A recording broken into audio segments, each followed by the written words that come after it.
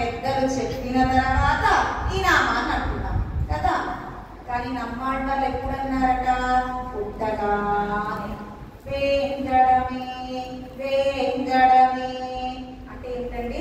తిరుమల తిరుమల పుట్టగానే అంటున్నారట స్వామి నమ్మాళ్ళవారు. కనుక అవతరిస్తూ ఉండగానే కవల పిల్లలు జన్మించినట్లుగా ఒకేసారి సహజ భక్తితోనే జన్మించారు నమ్మాళ్ళవారు. అందుకుగా తిరుమల తిరుమల తిరువేంగడం తిరువేంగడం అంటున్నారట. ఎంత చంటి బిడ్డండి నమ్మాళ్ళవారు. జడ వేయడానికి కేసాలు లేవట. జుబ్బా కూడా చంటి పిల్లలకి జుబ్బా వేస్తారు కదా, అవి కూడా పెద్దదిగా ఉంటాయి. అలా మన నమ్మాళ్ళవారికి జుబ్బా వేసిన పెద్దదిగా ఉందట.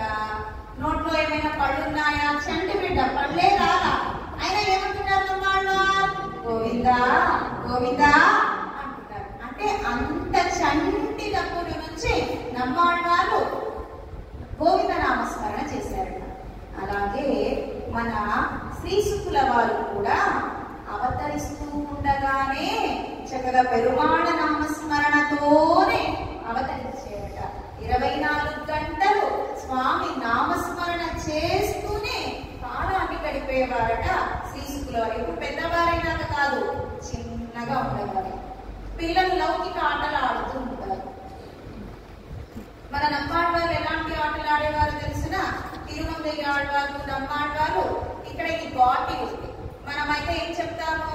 బాటిల్ అంటాము. కానీ మన నమ్మాళ్ళవారు తిరుమంగయ్య ఆడవారు దీన్ని ఏమంటారో తెలిసిన? రంగా అంటారు.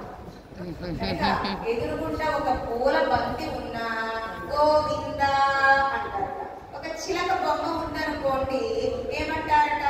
శ్రీరంగా కావేటి రంగా అంటారట.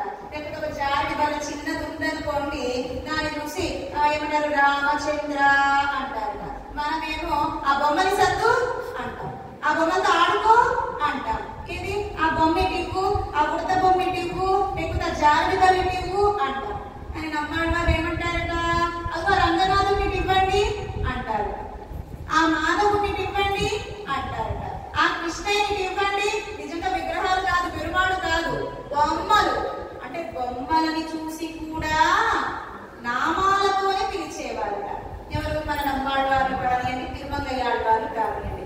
అలాగే శ్రీశుకుల వారు కూడా క్రీడన్ ఆడుకునేటప్పుడు కూడా పరమాత్మ నామాలతోనే ఆడుకునేవారట.